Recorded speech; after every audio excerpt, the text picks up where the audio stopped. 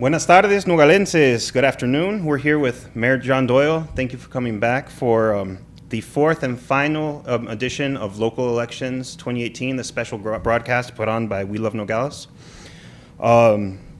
Today we're speaking with the incumbent Nogales Mayor, John Doyle. Before we get started, I also want to thank all the viewers who have been watching these with us, and we look forward to you guys going out there and exercising your right to vote.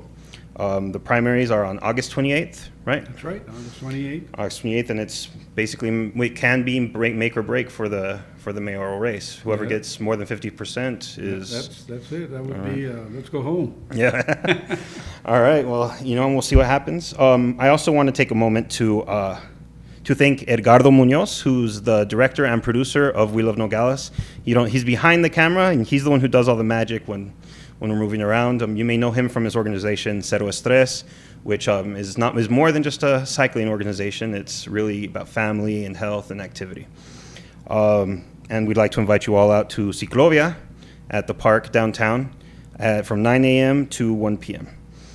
All right, well, John, Mayor Doyle, let's talk about your history with the city of Nogales and your family's history here. I know I went to high school with a couple of Doyles that I know are related to you, and so let's... Well, yeah, that's, the family's been in the area since the early 1900s, and, I had a brother, my older brother, Dan, was mayor in the mid-'80s of the city of Nogales, and, he seemed to have accomplished quite a bit more because he had that strong mayoral form of government. Yeah, it's different now than it was back then. Yeah. Not that there's not reason for that. I still feel, in talking to some of the candidates and actually talking to some of the people around town, I feel like some people are still hesitant to trust the city government since, a couple mayors ago with Octavio von Borstal. Mm-hmm. And I feel like people are still, at least people who remember, are still, like I said, hesitant to trust city government.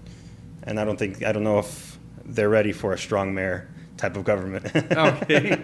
Well, it's the thing is that we also don't want to weaken it so much where the people don't have a voice, because if you give the actual form of government that we have now, city manager type, if you give them too much power, then the people, you lost the connection between the people and our local government, because we're the ones that answer to the people. And if we're not connected with our local government at all, then who answers for the local people? So they have to have a say-so as far as who gets into also in some of the important offices in the city, like the city attorney, again, the judgeship, it can go either way. We can appoint, or they can be elected, as long as the people have a voice in the matter. And so there's a few of those positions, including the city manager. We never want to lose control of not being able to either be in agreement, the majority, of who our next city manager is going to be. Because we need to have that relationship where they can be accountable to the public through us. Of course, absolutely. Accountability is important. That's very important. And I think that Dr. Frank Felix was a great choice. Yes, he did come in, especially in the time we needed. We've been pushing to go forward. We've been wanting to have those retreats. We did. The former city manager wasn't moving quick enough because we were already pressing him even before the retreat. But since we were all on the same page, we gave direction, we came up with a strategic plan. Now we needed somebody that would move on it. And Dr. Felix is doing a pretty good job. All right. Now also, before we actually get too much into the city, there's something that I like to talk about that was discussed at the forum that makes me furious, and that's that the mayor of Tucson claimed that Tucson is the port of Arizona, not Nogales. Actually, that statement came out back in, I think it was 15 when we went out there to Mexico City, and we were one of the universities over there, and he tried to say that the same thing, where, I stood up and said, well, you got to realize, Mayor, that, you're 60 miles away from the border, where we're right up against the border fence. We are the border. And also, we even had Mayor Doug Nichols from Yuma stand up. He says, "Well, in that case, I'm the second port." He said, because Yuma's only 30 miles away from the border. Exactly. So he kind of didn't quite like that. But I think what he was trying to say is that they've set in infrastructure to move things out that come through Nogales. Of course. But of course, Nogales is the main port of entry in the state of Arizona. Absolutely, absolutely. And we're going to get more into the importance that this border plays, that the city of Nogales plays in the border here, in the state economy, local economy, state economy, and even national economy. That's right. Now we're going to talk about your administration a little bit. Now, it's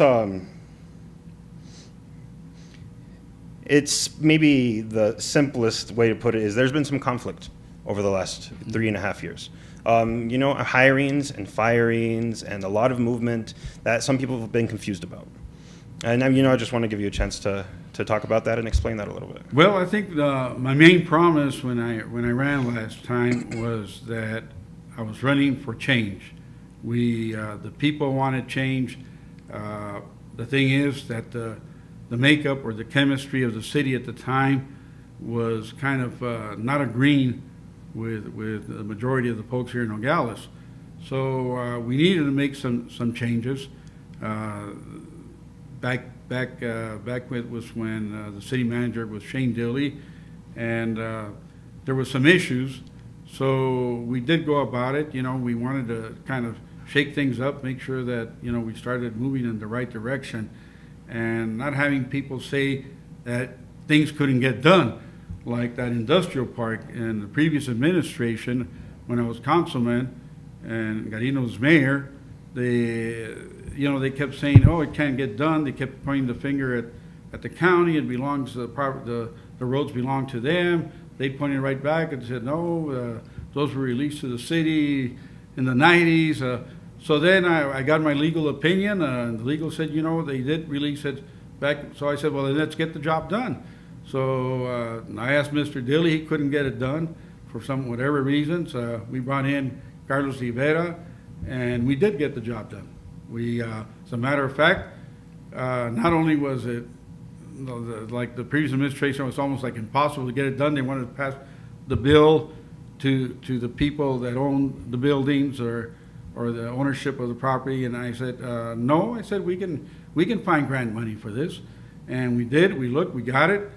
As a matter of fact, the city only put in about $250,000 of our money, where they had it programmed that it was going to cost close to $3 million. We got it done for about $1.5 million, and we got it done with half of it cemented, which in the area where the water runs, the runoff was what was eating up the asphalt. So we cemented all that section and then got the rest of it asphalted. But we were able to look for a better deal. We got it. We got the Arizona Commerce Authority to provide for $500,000 of that. We got the rest of some of that other half of the money that we needed from a little more than half, but we did it from the overweight fees, and then we put in the extra change from the city of Nogales. We got it all done, paid for, and people were absolutely happy, and that's very important because that's the industrial park that attracts, big business into that area. Of course. And we also were working and trying to get Mr. Noé Garcia's also plans for the industrial park just west of that. And again, I worked real hard to make sure that things got done. He's happy now. He's getting everything underway.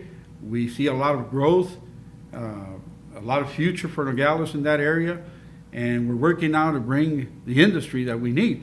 One of the things that we needed to work was to get established was the infrastructure of safety. Now, safety is one of the big issues that we did in our 5-year strategic plan that goes along with the 10-year economic plan of development. So I went and talked to the WIFA board and to help us fund that 1 million gallon tank that we usually keep it around close to 700,000 gallons. But that's hooked up to all the lines of the city we put in valves where we can cut off and create more pressure for one section. And the reason that that was so important for me was because during the Garino administration, a warehouse burned down there. It burned down completely because there was not enough water pressure to fight that blaze. So I felt we needed that infrastructure, the safety of it. Now it's connected. We have redundancy in the lines. We have enough water pressure throughout the whole city, especially in the industrial park areas, to fight any major blaze, and that's very important. All right. It is. Safety is very important. I mean, especially, Industry looks Yeah, at it. They always definitely. look at the safety issues first. Now, city attorney, there was some controversy that happened there, and then we finally ended up with Luis Parra for the city attorney. What was the process of that whole situation? Well, to start off with, we had Mr. Machado before. Yeah. And Joe's a good attorney overall. But the thing was that I had too many complaints from our business side of our city. The people complained that he was holding back his interpretations, his involvement in the process of giving out permits and whatnot, were kind of negative. And so we don't need that. We needed to go forward. We needed to move at a faster pace. And we were in search for another attorney to make sure that the chemistry was right for what the people, our business community, expected in Nogales, and from a lot of other people that would call in and complain for different reasons. And, we're here to serve. If the people don't like me, they'll have their say at the polls. If during the tenure, if they're not happy with one of us, well, they can oust us out, through a special recall election. So I mean, there's things in place to replace us. Of course. So it's only a matter of attending the public need, and it's one of the issues that I've seen that people complain a lot about is the water bills and whatnot. Yeah, I was going to bring that up, Good. but go ahead. I'm glad you did. Well, go ahead. okay, and that's one of the things I put it on the agenda, and there's issues about if we right now we're almost done. There's only in the next which would be this September and next September between both raises raising the water rates, it would end up to about $3 per normal use of 8,000 gallons a month. Okay. But still, overall, there's problems there. There's issues about the formula on the sewer usage. And that's the thing, one of the things that I'm going to be looking into, because I found out that they do that during a 4-month period at the end of the year, when usually lines freeze. And if one of those lines would burst, then the water that's being lost is charged into, or it's connected to that formula for the sewer use. In other words, the amount or consumption for those months, they added to the sewer usage, which in a sense is unfair because to start out with, most of your lines that freeze are external, not internal. Of course. They're not within the house. And inside the house, you usually have valves, you have the seals, in your bathroom flush, you have those rubber things that don't seal well, and there's water loss, and that the best thing to do is have them replaced. If you feel that there's a little bit of water leakage, it's cheaper to change. They only cost a few dollars, but what we don't want to do is overcharge the residents on their sewer. That's why you'll hear some people say, "Oh, my sewer bill was $50 for the sewer, $40, $30, $20-some dollars." It all depends how it was formulated during those winter months. If you didn't have any busted lines, if everything was working fine, you're going to have a low sewer bill throughout the year. And they do it on a yearly basis. But I still think it's a little unfair that at least we need to notify the general public that that's what the formula is so that they can do preventive measure so they won't be overcharged throughout the year. Of course. Now, The city attorney question didn't get answered completely. With Mark Williams, what happened there? With Mark, exactly. That's a good question. Even I'm wondering exactly what happened. Mark came in. He was voted unanimously. Everybody voted for him, and I was amazed that that's nice. I guess everybody likes his style, and he came in and right away started taking charge of the office. And I think what happened is that he started to uncover some things that made some of the council feel uncomfortable. Mm. And so right away they alienated because he was all he was doing was his due diligence of looking what was happening. He started noticing things that were something that needed to be addressed and attended. And so they were afraid, I guess, that he might uncover things that weren't going to make him look or make him feel comfortable and well. And that's where it became, all of a sudden, everybody, the majority turned on him. I said, well, you have nothing to hide, you have nothing to fear, So it became a thing that they even, I think it was Councilman Genesian, when the doctor mentioned something about that somebody had broken into an office, he said, oh, it was probably the attorney and the mayor. Oh. Well, there was, and they put it out there before they even did an investigation. When they did the investigation, I hadn't even been in that part of the city, because it's on the opposite side of where I work. In more than 2 weeks, I hadn't even visited that area. So they have cameras installed. Then they found out nobody broke into it, that one of the girls that works there had moved some of the manuals and to read up on them, instead of putting them back, put them in some drawer, and it became a big deal out of nothing. But then Dr. Varona, or Councilman Varona, I should say, mentioned to the paper that he had heard a rumor that I had gone in there, and that's how that whole thing kind of thing started.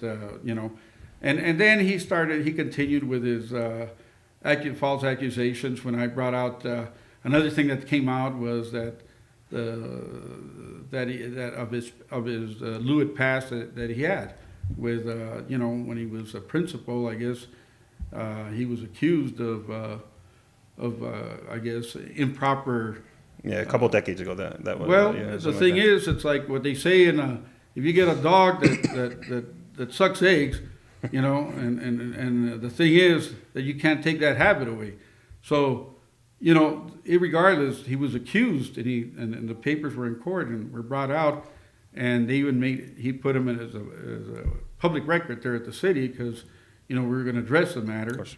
So all that he didn't like, and then he went and started making rumors that I was trying to intimidate him or something with those papers. There's no reason for it, So those are the things that created all that negative atmosphere. But in reality, all we had to do was sit down and talk about it like civilized grown-ups, and everybody man up and be accountable for their actions.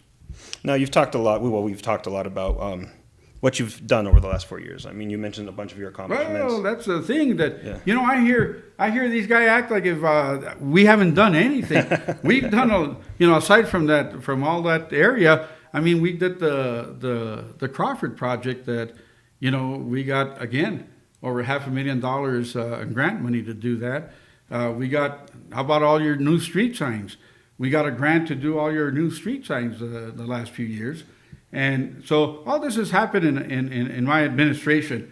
And the thing is that, they, for some reason, they act like if nothing ever happened. But yet, we have all the roads that we've worked. We even established, we have a great relationship with the county. And I'm trying to bring him in more, because I've established good relationships with our neighbors down south. And I'm working in conjunction with the governor from Arizona, Governor Ducey, and Governor Pavlovich from Sonora.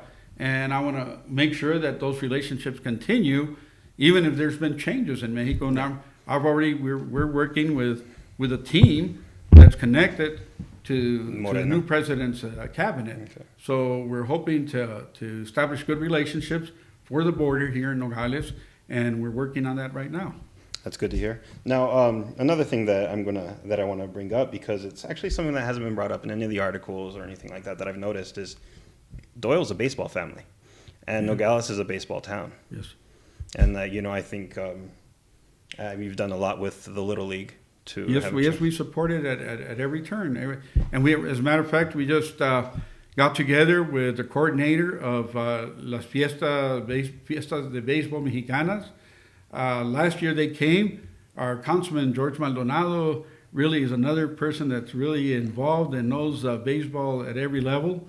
So we kind of turned the sports area to him because he has the knowledge and even he makes the most with his time for the different things that he's involved. Right. He's done a great job with the Western Little League World Series, regional series, I should say, here. And last year we were in a trial situation. They came down, brought teams, some of Obregón, from Hermosillo, and I forget the other team, but anyway, I think it was Navajo or somewhere. But anyway, we had a great baseball thing. People really came out.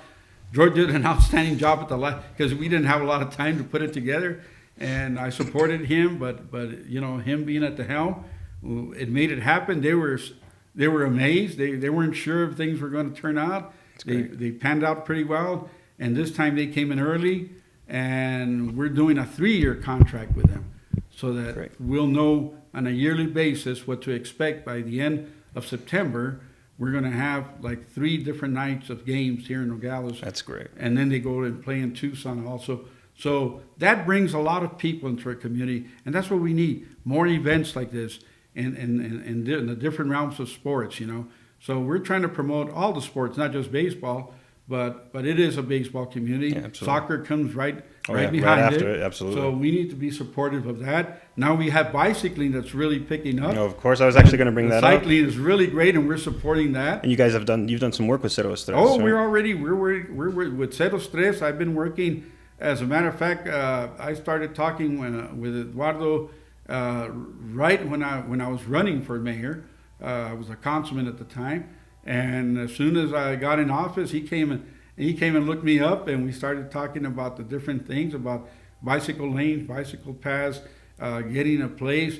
And then I told him of the area we had out there in Monte Carlo. With his group, they loved the idea, and now they're working, teaming up with them. The city teaming up with them. It's becoming a reality. So and we don't stop there. We're working on the Techea Park to really bring it up with an amphitheater that we have planned for that area, making it with walking paths and more shade, landscape. The same thing we're doing with the downtown Karen Park. It's been ours, but we took control of the restrooms and everything. A fun fact about the park downtown is actually where I proposed to my wife.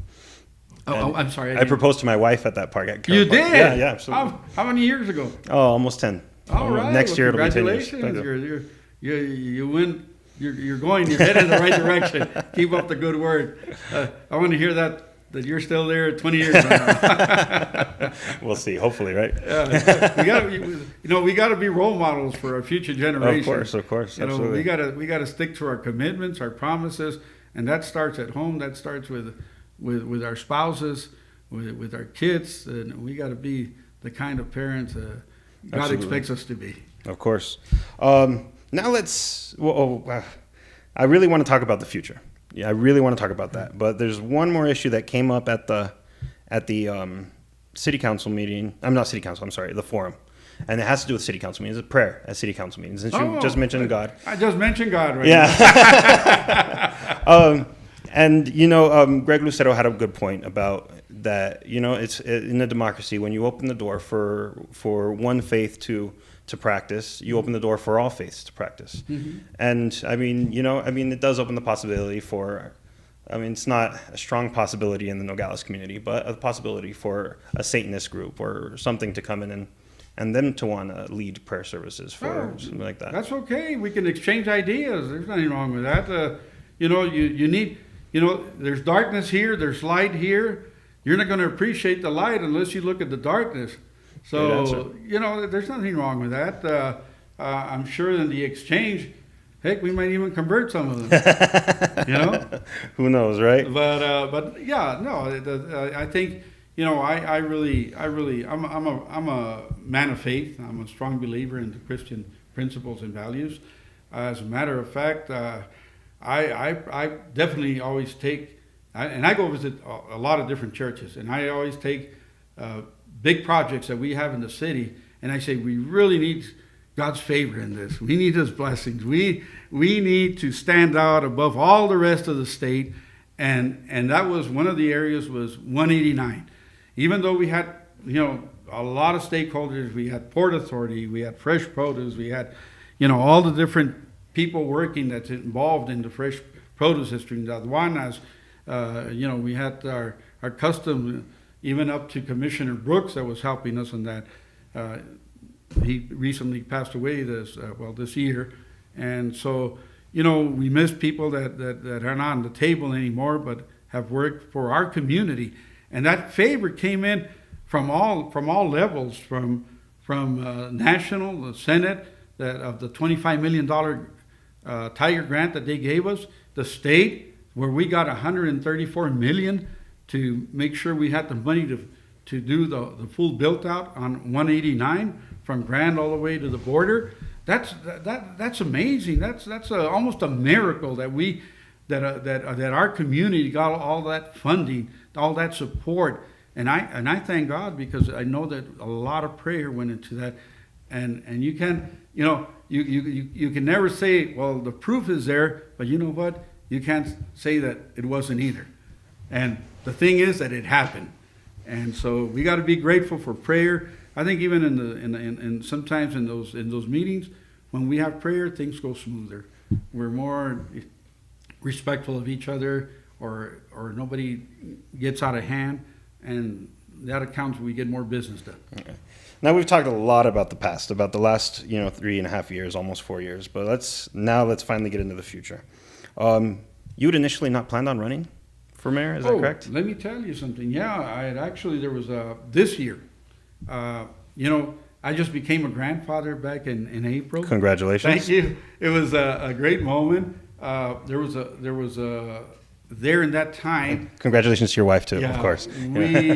My daughter was having a rough time with her pregnancy, and I was starting to get worried about I was going up there.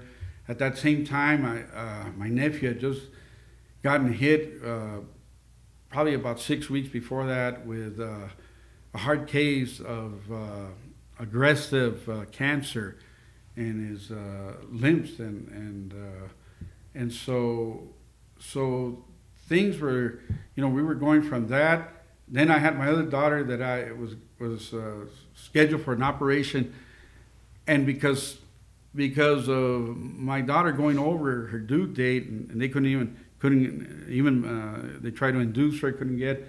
Finally, they had to do a cesarean, and I almost fell in the time that I had to go with my other daughter to the operation, which we got done in Mexico, as a matter of fact, and we were very happy. It was amazing. I didn't realize that I did go check out, but I didn't realize that they were so fantastic, the services that they have at the SEMA. From what I understand, is the medical services in Mexico have improved a lot over the last 10 years. And they treat you with a lot of respect, and everything went smooth. Thank God again. Of course, I put all those things in, and through prayer, through the different churches, I asked them for. But I was thinking at the time, you know what? I'm thinking maybe I need to spend more time with the family and whatnot. But then, with this modern technology, now you see your children by phone. You can talk to the baby. You can, it's almost like. So now, I realized, wait a minute. At that time, I remember I talked to Mr. Lucero. I said, Greg, I'm kind of considering maybe, if you'd be interested in running for mayor, and I would run for consul. I mentioned that. And I said, well, let's think about it, he said, and I told him why.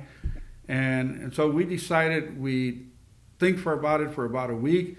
And at that time, I was taking my daughter already up to the hospital. And when things were starting, they had already done the cesarean. The pressure started things were starting to work out. And so I called and I said, and at the same time I was talking to my base, and they said, no, we've been praying that you continue to be mayor, that you're going to be the next mayor and whatnot. And that includes a lot of the people in churches. That includes family and friends. And so I said, so I called Greg and I told him, I said, Greg, I said, I think I'm going to have to continue my quest for mayorship. And it's everything's working out, panning out. I'm going to have the time. Everything's back under control.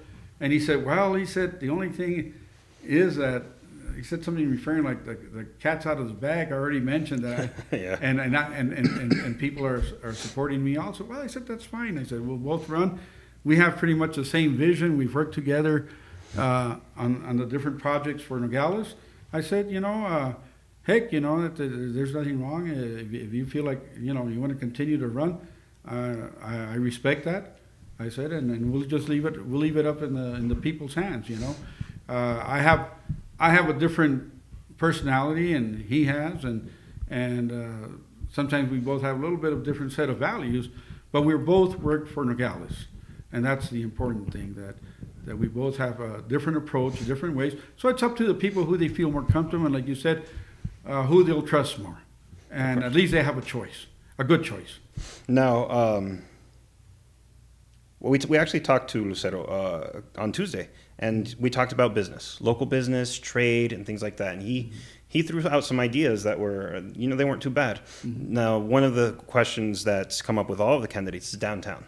Mm-hmm. I mean, downtown has seen a lot of trouble over the last few years. I mean, mm-hmm. the businesses are closing left and right. Brackers, that's been an icon of the community mm-hmm. for decades, shut its doors. Do you have any plans to revitalize downtown? Yes. Right. As a matter of fact, our team in the city, working more under Dr. Felix and his new assistant city manager, Mr. Frank Dillon. I don't know if you've met him yet. I haven't met him yet. Oh, he's really an asset to our community. We have a few people there that are really, I think he's going to be a rising star. I think you'll hear of him a lot in the future. Okay. And I'm glad the way the doctor's mentoring him, working with him, because he's bringing out the best in him. And I think he needed something like that. He needed somebody that, instead of keeping him hidden, because he had left the city because he wasn't getting, and I talked to him. I said, give us another opportunity. I'll make sure that you get the attention you need.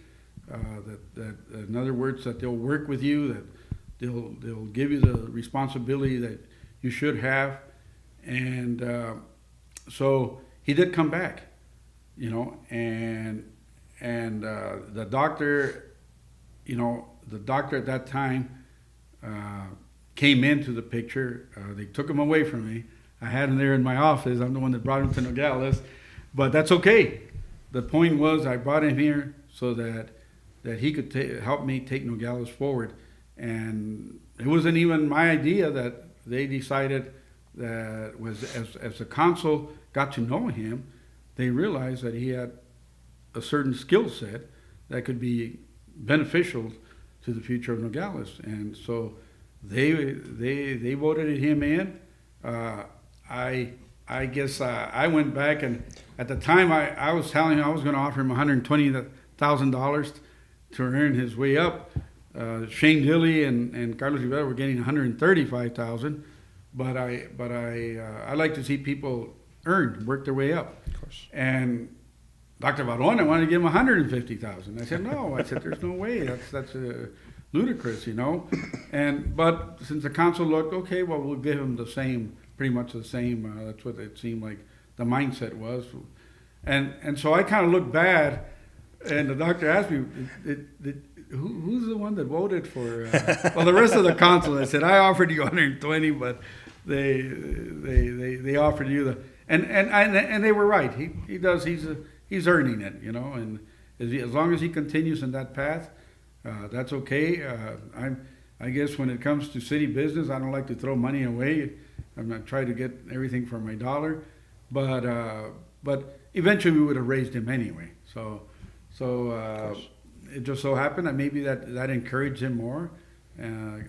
But he was always working hard. Out of my office, the year that he was there, pretty much, he was working like on $40-some thousand a year, and he was, being the economic director and putting on different hats, for the city. He's kind of helped us hang in there, and he's the one that helped me establish our binational agreement with Nogales, Sonora, on economic development. And right now it's kind of hanging in the air a little bit because of the elections, and we were working again with Presidente Temo Galindo, and so now I'm reaching out to President-elect Jesus Aristosa Puyol. Oh, okay. Yeah. And at the same time, I'm working with the other teams higher up to work with the new administration of the President of Mexico. So we can all bring it together for Nogales.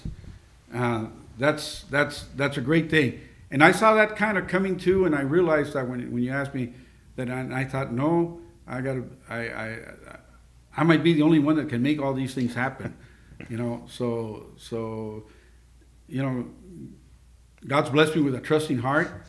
People kind of look at me and they feel that I'm going to do the best I can, and we do. We serve the community for $50 a month. That's fine, and it's not so much about us. It's what we're doing for this community. Well, we're just about out of time now. We've got a couple minutes, and there's one question that I want to ask you that I've asked everybody, and it's about this mentality that a lot of people in Nogales have had, and it's something that people say that it makes me mad every time I hear it, and it's this, pues así es Nogales, or that's just how Nogales is. Well, that's what we got to change. That's what my question was, is, as quickly as you can, I guess, because we are running out of time, but how do you plan to change that mentality? Well, I've been working it by bringing results, by changing, by bringing jobs to Nogales, by showing that you are working, that things are happening. There's new roads. We've worked with the county. We've done the old Tucson Road. We're doing Congress. We did the old Nogalitos. That came through also some grant money through the flood control district, through the county. But we did the rest of the streets that weren't involved in that, which is almost half of the other half of the streets. And we got a good deal, and we paved them and got it paid for. It's taken care of, and we're going like that from one section to this. We're working right now so that we can take care of all our city problems, so that it eventually in the future, right now we're exploring the avenues of annexation. So we want to make sure that we take care of our city business first, so that we can bring in the rest of the growth that we're going to need. We're going to need future housing. The jobs are coming. Growth is coming. And we need to prepare for all that. All right. Well, thank you so much, Mayor Doyle.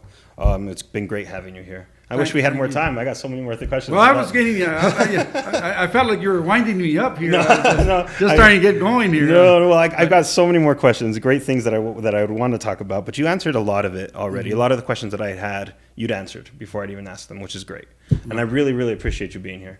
Well, thank you. I just want to thank all. This is not just done by mayor and council or the city of Nogales. This is partnership with the rest of the community. With again, I mentioned fresh produce, the industry. Now we've been working with Greg through the mining industry, but he's kind of, I don't know where he's at now because they sold their interest and whatnot. Yeah, coming from Australia, he told me about that.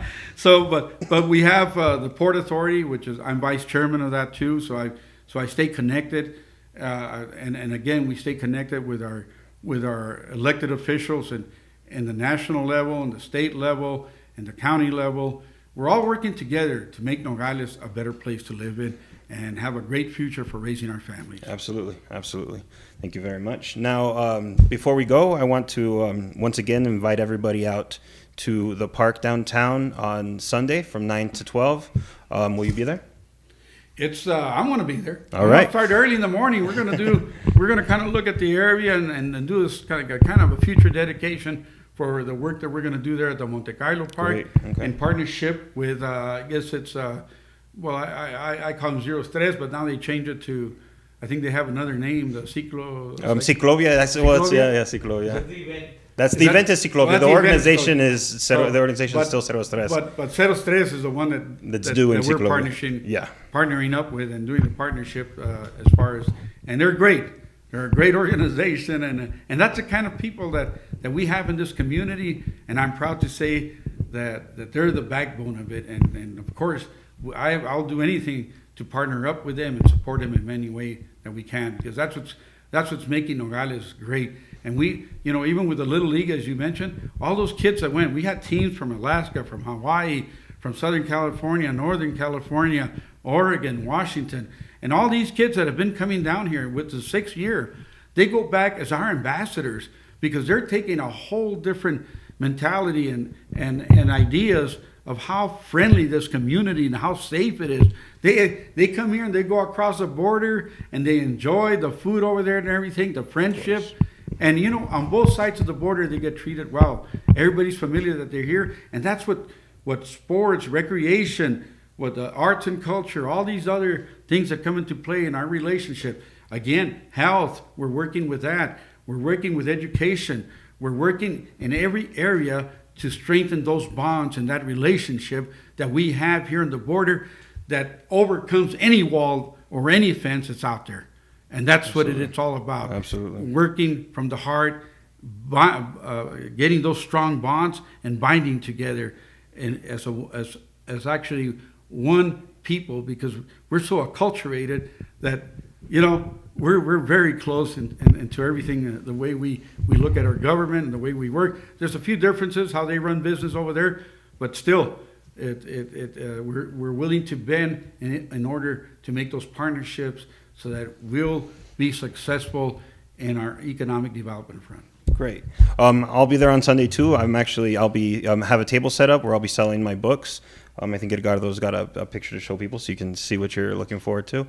And then next week, even though this is the last episode of Local Elections 2018, we'll be we Love Nogales will be starting a new program called En Línea with Joe Wright, where I'll be, Manny Coppola from WIC Communications, Nogales International. He'll be there talking about some of the changes that are coming with the newspaper, and Santos Yescas, also of We Love Nogales, is going to be there talking about some of the changes that we're making here. And Mayor Doyle, thank you so much. Joe. Appreciate it. No, I appreciate it. And again, to all your viewers, thank you for listening to us and seeing our different point of views. And again, I'm looking forward to serving another 4 years. And I do have an open door policy there at the city. Anybody can call me and look me up. A lot of times I'm outside the city trying to bring grant money, talking about Nogales and bringing more support. But when I'm here, I'm open to all the public. Great. Thank you so much. No problem. Thank you.